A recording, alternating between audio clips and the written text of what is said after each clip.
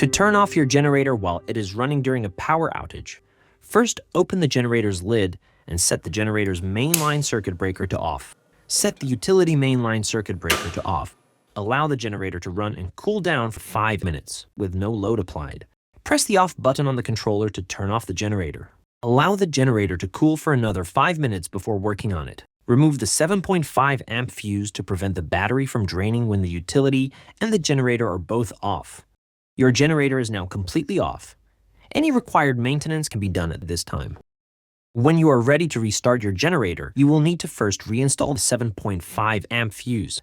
Then verify the generator's mainline circuit breaker is still off, and press the auto button.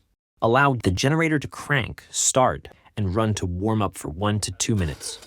Then turn the generator's mainline circuit breaker to the on position and turn the utility mainline circuit breaker to the on position.